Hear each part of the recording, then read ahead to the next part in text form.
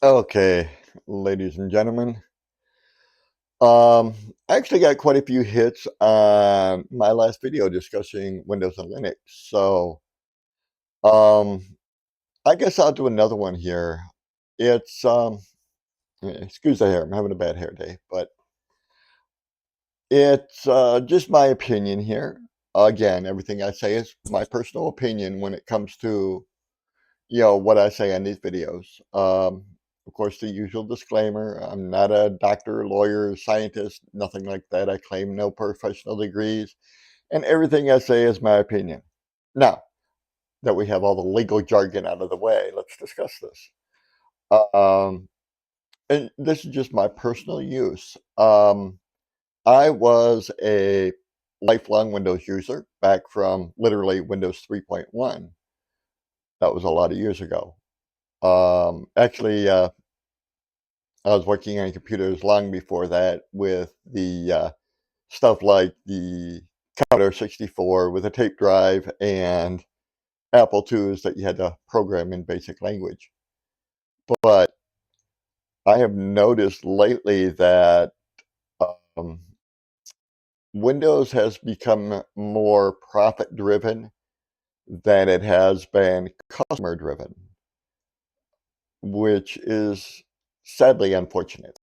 Um, we uh, we no longer live in a society where these companies are there to help you out. They're there to make profit.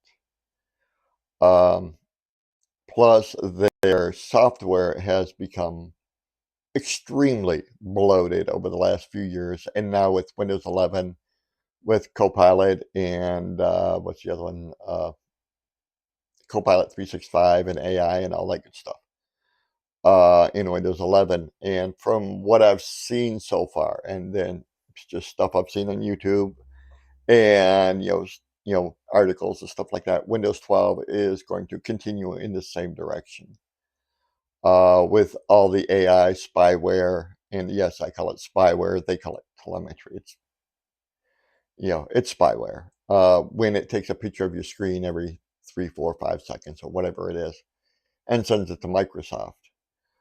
Uh, I dabbled in Linux years ago, back when it was basically all command line and stuff like that. So I kind of had the idea of it's all command line. That is far from the truth today. Um, I personally run, in fact, I'm running on the computer I'm recording this on, Linux Mint Cinnamon Edition. It's probably really close to Windows, um, but it's free. No, what is it? I think $500, $600 now to buy a Windows license, and then another $300 for Office, and then another, God knows what for Adobe Photoshop, and et cetera, et cetera. You kind of get the idea. And these are yearly fees that will probably go up every year. Um, where with Linux, you have none of that. Linux itself is free. There are countless distros. I'll be honest, I don't even know how many distros there are of Linux.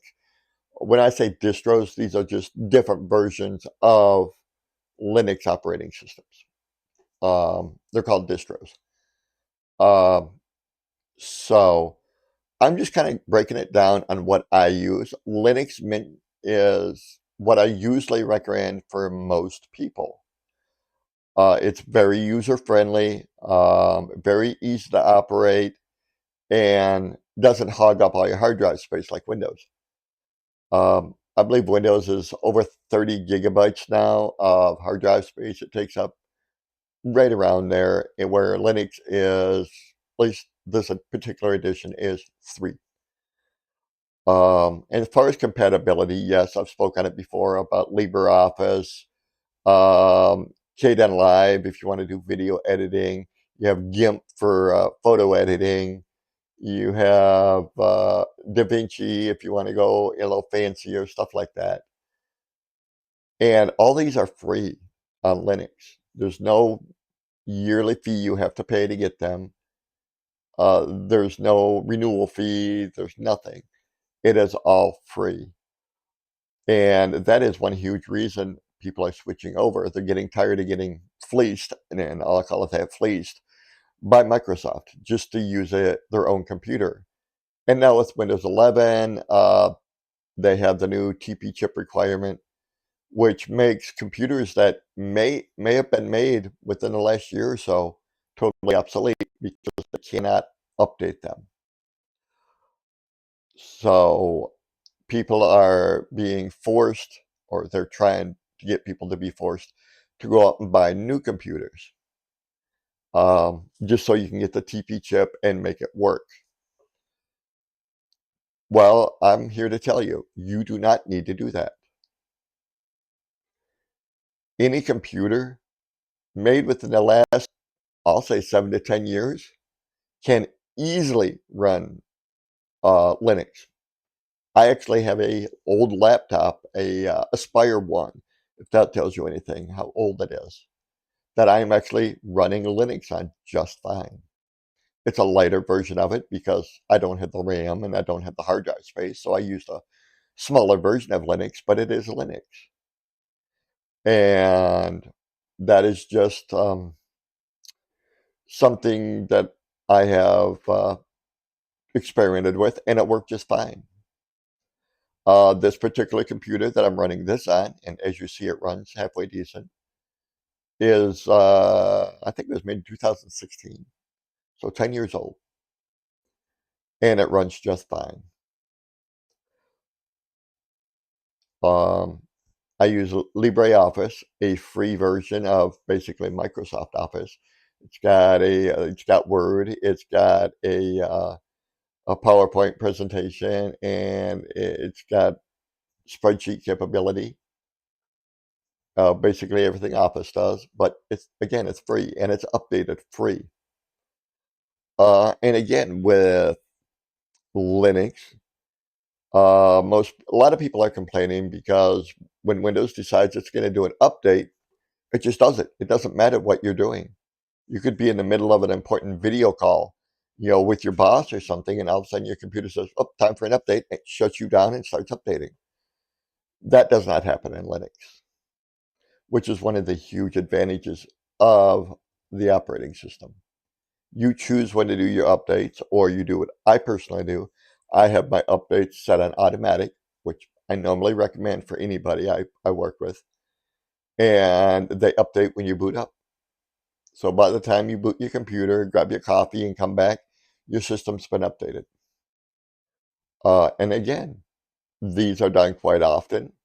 Plus, each one of your applications or programs you have on there um, update if you have your settings correct. And setting these settings is quite easy, I'll be honest with you. Um, it took me, let's see, for my complete brand new install, right from booting it from the USB to full install to having all my programs fully updated, took me about 45 minutes. That's it. And your computer is ready to go. Point and click. So, I mean, I so far have not run into any serious problems. Of course, I was experimenting with a program that said in big, bold red letters that yes, it's in beta edition. Yes, it may crash. Yes, this is a test version. And it crashed. But I was warned beforehand. Where Windows, you could be working along and all of a sudden, yep, blue screen. You have no idea what happened. Um, but as far as the stable programs on Linux, I've not had a single issue. You'll also notice that Linux will run a lot faster on your computer. Even if you have smaller RAM, say you only have 8 gig of RAM, it runs just fine. I mean, you may be limited if you're doing like high-speed gaming or something like that, but if you only have 8 gig of RAM, you already know that computer is not meant for gaming. Um, and as far as if you are a gamer and you have a better computer, say you have 34, 32, or 64, or even 128 gigs of RAM, whatever the case may be in your particular computer, but you don't have that TP chip, you can't upgrade to Windows 11, no matter how good your computer is. You could have a $50,000 computer, but if you don't have that one little chip, it's useless. Where on a computer like that, you could download some version of Linux. They actually have versions meant for gamers, like Fedora and Arch. They're a little more complicated to work with. I mean, not that they're difficult. I have played around with them. I'm not a gamer, so I don't use them. But I have played around with them and found that, okay, you can change certain settings and stuff like that. It takes a minute to learn that, but for the average user, Linux Mint is just fine. Uh, whatever versions. You have Linux Mint Cinnamon, which is the deluxe version. You have Linux Mint XFCE, which is kind of a lighter version. It doesn't take up as much space, but you also lose out on some of the programs that you get with Cinnamon. And then you have Linux Mat or Mate, however Mate, however you want to pronounce that. Excuse me. Um, that is also a lighter version of Linux. I personally recommend Cinnamon because it's kind of an all-in-one. It's the Swiss Army knives of Linux Mint.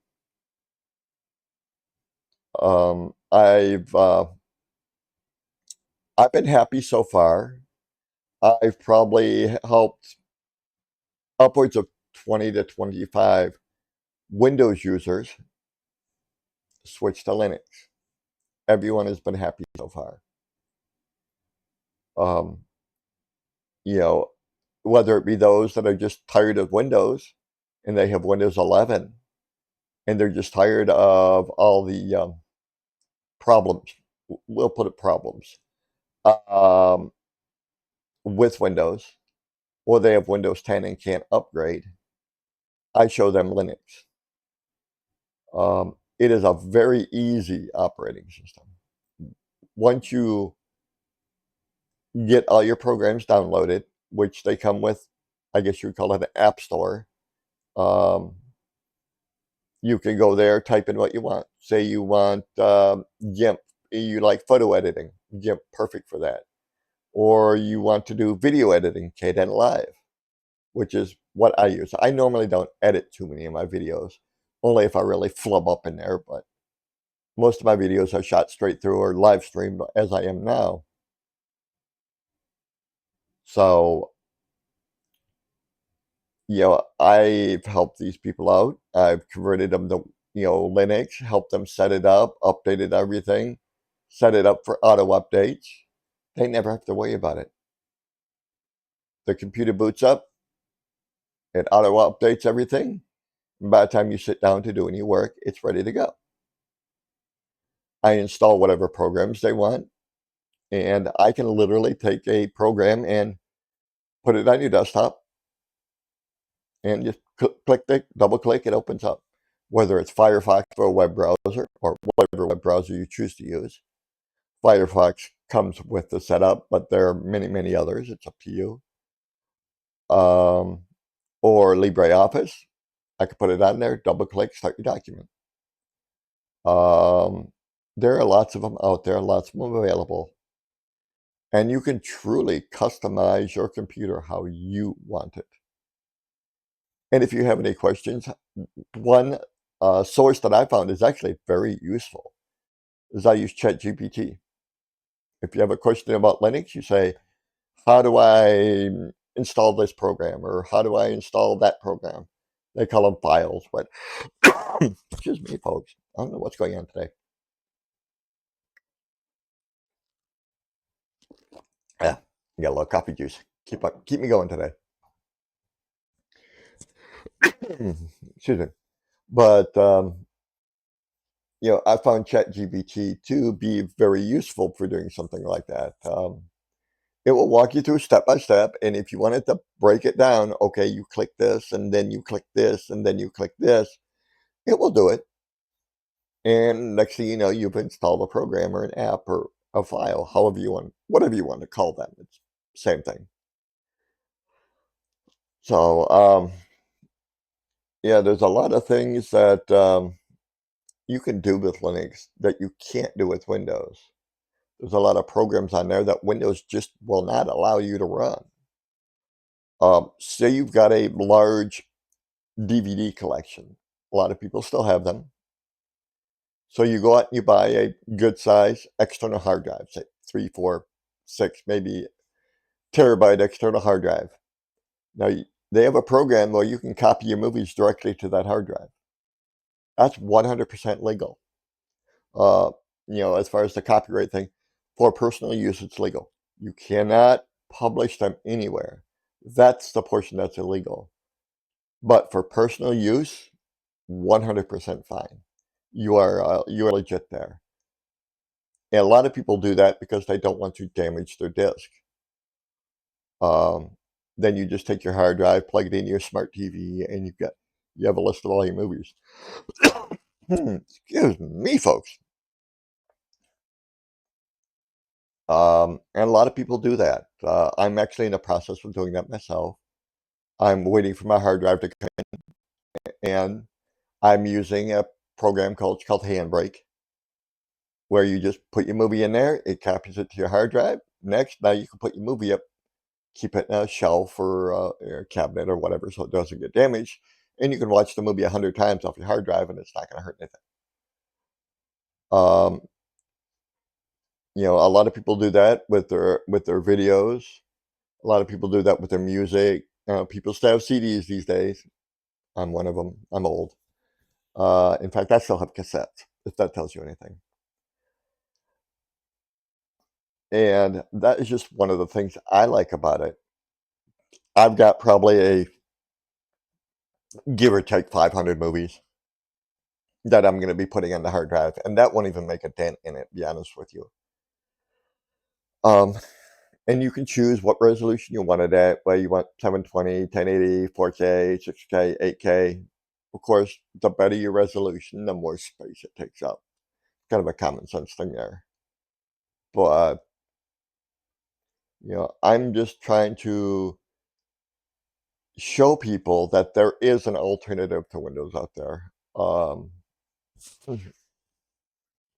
There is an alternative to Windows that you can use. It's free for life. And, yes, eventually, right now, Linux Mint, the current operating one is 22.2. They have a beta version, a testing version out of 22.3. The changes are pretty minor, just some little stuff in the start menu, odds and ends things. It's nothing big. If you wish to download Linux Mint, whatever version, whether it's Cinnamon, XFCE, or Mate or Mate, however you pronounce it, get 22.2. That's the stable version. That all the bugs have been worked out. That one's been running for a couple of years now. And get that, update it, and go from there. If people have questions, I may be doing another update soon. If people wish to see that, me literally go step by step of putting Linux on a system. There are many, many videos out there to do that, and I'll be honest, I don't have the full equipment to do that yet. I shoot this on a camera and sit at my desk. So, if you really want that, you could probably find it out there in a far better quality than I could ever do, and I'll be honest about that. Um, and it will walk you step by step, installing it, what you choose. And one thing, depending on your computer, of course, if you have enough hard drive space, etc., you can do what's called a dual boot, where you have Windows and Linux on your system, and you choose which one you want to run. I personally just went pure Linux. That's my personal choice. It's up to you. Maybe you have certain programs that will only run on Windows, and there's no file or application in Linux that would match it. Then in that case, I would say yes, probably dual boot. But that's a little bit more difficult. It can be done. It's not super difficult. I would rate it like a maybe a medium or a 5 out of 10 to do if you're doing dual boot. If you're doing just straight up full boot of Linux on your computer, I rate it about a 2 or a 3. It's not that hard. And once you get it running smoothly, all your updates done, set the auto update, and get your programs downloaded, etc. I'll be honest, you'll forget Windows really fast. Um, I'm gonna say 99.99% of the time in Linux Mint anyway, you never see what's called the command line. You don't have to. You can point and click. Um, is it faster to run a command line? Yeah. I'm so used to doing it now. I just type in my commands and boom, it's done. So yeah, I personally use it because I'm a little more experienced and I'm exploring with Linux, but I don't have to. Say if I use it for an update, I can literally go down to my little taskbar at the bottom and there'll be a section there. It says it'll say updates available. You click it, you open it up. It's the update manager. Couple of clicks, and boom, the computer updates itself.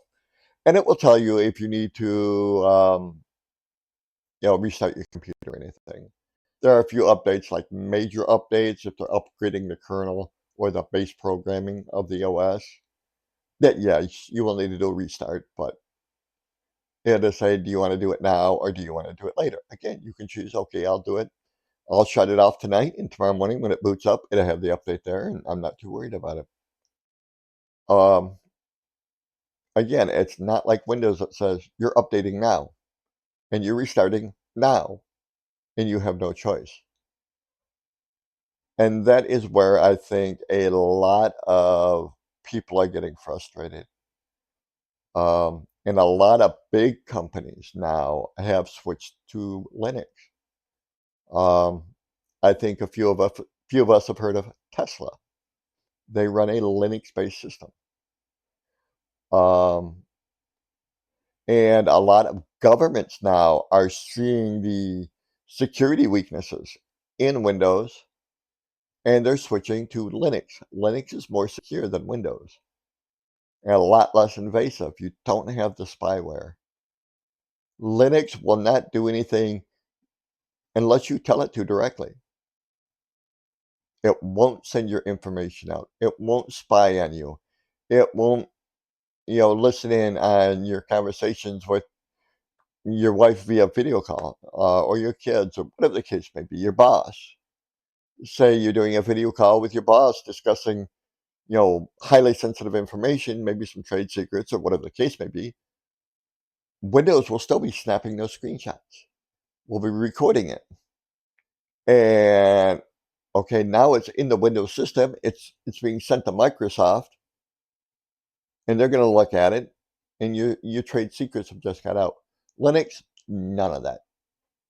Unless you tell it to send it somewhere, it won't send anything. And the only disadvantage I personally have seen with Linux, and it's not really a disadvantage in my opinion, it's more of a security measure. If you download certain programs, you'll have to type in your security password. Basically, it's saying, okay, you want to download program X. And then the security thing is basically saying, are you sure you want to download X? Tell me yes or no. You type your password in, hit enter, and it'll go ahead and download and install. I see it as a security feature more than anything. So, I mean, that's something you do have to get used to on Linux. It is more secure. You're going to be typing your password a lot. Um, and personally, I like it that way. That way, say your computer falls into the wrong hands, you leave it at a cafe or an airport or whatever the case may be, it has a password on startup. Okay, that means they can't just get into your computer and look at everything in there. And the first thing it's going to do is ask for your password to boot up Linux. So it won't be as accessible. Yes, you can set this on Windows. Uh, but I'll be honest, I have bypassed Windows security passwords in about 20 seconds, just by knowing how to get into the system. So Windows security passwords are not that secure. Can it be done on Linux? Probably. Someone with much more education than I have, they could probably bypass it because I'm going to tell you right now, absolutely no computer in the world is 100% secure unless it's what they call air gapped. It's not hooked to anything. Um, and even then, it's not 100% secure because the information on the computer can be accessed. It's all about being careful with your computer, um, and where you take it, what you log into, etc.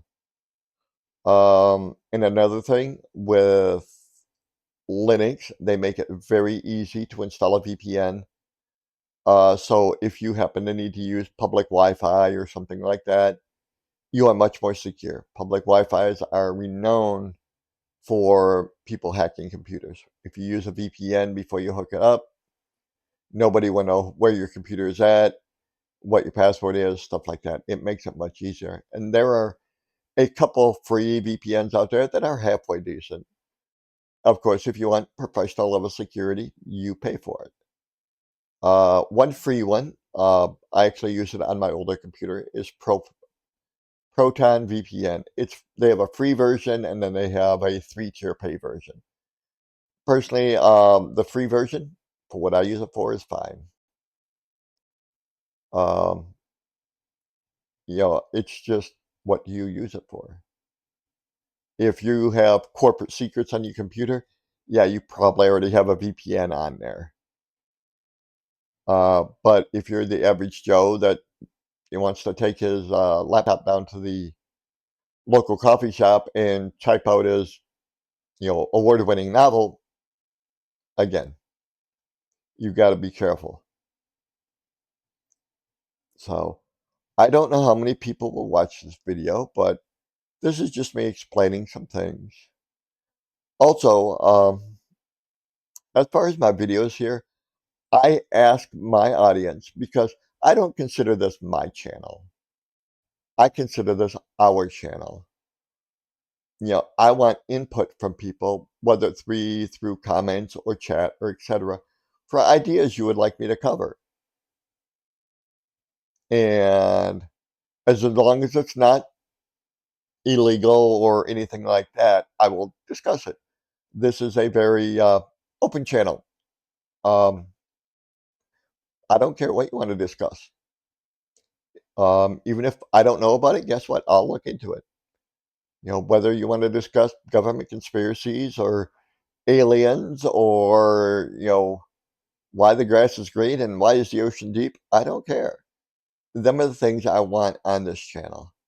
Just kind of things that run through people's minds that you don't really pay too much attention to. You know, I always welcome suggestions. I want them, matter of fact. Please make comments. I try to respond to the comments. I'm not 100%. And especially if I get, 300 comments. Excuse me. 300 comments. And yeah, I'm not going to respond to everyone, but I will put something up in comments that say, yes, I appreciate the comments. So please make suggestions of subjects you want discussed. If you want computer related stuff, I can do that. Uh, and as far as benefits of Windows, well, I won't do that one because I'll be honest, I don't see many benefits of Windows anymore. And Windows is losing major market share because of this whole fiasco that's going on. People are switching to Linux, people are switching to Mac, and yes, it's going to cost Microsoft big time. When you pull in Bill Gates, who has been retired for, I think it's 17 years, give or take, when you pull him back into Microsoft and he has to tell you what to do, the company is in trouble. Um, they have to do some major reforms there. Also, with Linux, that's another thing I want to mention off the top of my head while I'm thinking about it. I know I kind of jump around. That's our channel. We're going to jump around. Um, Linux is 100% open source. So if you're the geeky type that can read and understand programming languages or coding, you can literally look at the coding of Linux. Windows is not going to let you do that. You can look at the programming of anything you download that's open source. And if you're into stuff like that and you want to change it a little bit, change it. Nobody's going to stop you. It's not a locked program. It's 100% open source. It's made by a community around the world. We're not talking just, oh, a million people here, a million people there. Last stat I heard was Linux is at 6% market share. And only a few years ago, they were only at 3% market share. So that's millions of computers that have switched over. And another thing most people realize is if you work in a company that has a server, which I'll be honest, most big companies do, almost all servers run on Linux. And then another big headway they're making again for promoting Linux is you have the Steam Deck coming out and stuff like that for gaming. Linux for gaming, yes. Most people think, oh, Linux can't game, it's for developers, yada, yada, yada. Nope. Linux has become a gaming monster. And with the Steam Deck coming out, they're growing even bigger and faster. And the more people that are out there using Linux, the bigger and faster it's going to grow, the faster it's going to develop. That's why I tell people, even if you're not 100% sure on switching over, just go online. Go to, I think it's linuxmint.com. You can read about Linux Mint. Read up on it, read what it does, etc. 100% free. Just go read about it. I always tell people, I may speak of a subject on here that I may not touch in certain areas. If you want to, go online, learn more about it. Eventually, I would like to do some streamed, video calls, stuff like that. Don't know. My brain is going blank. I can't think of the name, but where I get someone else on here and we can discuss it. Um, I would love to do that. There are some big names out there that yes, I would love to have. Will I ever get? Probably no. They're too big for our small channel right now. But I want our channel to grow. I always say people subscribe to my channel. I put out a video once a week, maybe twice, depending on how I feel and how busy I am. I also have a life too, outside of the channel. I have appointments to go to and work and stuff like that. So, if you would subscribe, if you want to turn on notifications, great. Uh, I'll be honest, I'm nowhere near monetizing this channel. And I doubt if it ever get that big. If it does, fantastic. And I'll make the promise right now to those that see this video. If this video ever does get to the point of monetizing itself, which probably wouldn't be much anyway, but if it ever does, all profits from this channel will be donated to local charities. I will not accept a penny off this channel. I'm volunteering my time to help others, open their mind a little bit and be willing to at least think about other ideas. I will not take profit off this channel. You know, um, and I'll be honest, if YouTube actually pays me something, I'm going to show you what they paid me. I'm going to show you where it was donated, and I'm going to show you the receipt from where it was donated. That's just how it is. Um, but we're a long way from that now. So if people would share this video, I would appreciate it. as I always say, I like saying, I don't want to get your subscription, I want to earn it. And by putting these videos up that pique people's interest, I want to earn it. I'll eventually figure out a pattern of when I'm gonna go live or whatever, and I'm gonna probably post up on Facebook or YouTube or whatever, when I'm going live. Um, it'll say, going live Tuesday at 7 p.m. or whatever the case may be. I don't know what it's gonna be yet.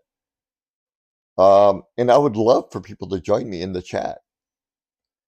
Um, I'm more than happy, like I said, to discuss pretty much anything. Um, the only thing I ask with your comments and your subscriptions, and I'll say this in every video, don't spam the feed. Don't insult people because they have a different view than you, and don't use profanity. That's basically it. Um, if you want to disagree with what I'm saying, please do. I welcome it. And that's the thing is, I want people to open your mind up. Is this possible? I'm not saying, yeah, it's happened, or yeah, whatever. I'm not saying that aliens exist on government basis. I don't know. But could it be a possibility? Absolutely. Am I going to say there is? No, 'cause I don't know. And I will say that I don't know. I will listen to your side of it. I will listen to people in chat. I will read them. Um, in chat, I'll probably reply like I am now, just you know, talking. But I just I want to share this channel and get it going. I'm not saying I'm right. I'm not saying I'm wrong. I'm saying let's just explore, plain and simple. I'm never going to complain, 100% say, yes, I'm 100% right. I'm not, because guess what? I could be wrong. And I'm not afraid to admit that. You know, I'm never going to make 100% for sure claims, because there's always variables out there. There's always possibilities out there. I could be right. I could be wrong. I could be somewhere in the middle. And that's how I want everybody to feel. Come to our channel, discuss it, toss me some ideas to talk about. I love it. The more ideas I get, the more variety of videos I can put out. The reason I did this one today is my prior video on Windows versus Linux, kind of did pretty good. If you have questions about what I'm talking about, put them in the comments. Um, I will do the best I can to answer them. And guess what? If I can't answer them, I'm going to tell you, I don't know the answer to your question. And that's what I want everybody to be willing to accept. I'm not right. I'm not wrong. I'm somewhere in between. So I just wanted to put this short little video together, this live stream, and, see how it goes.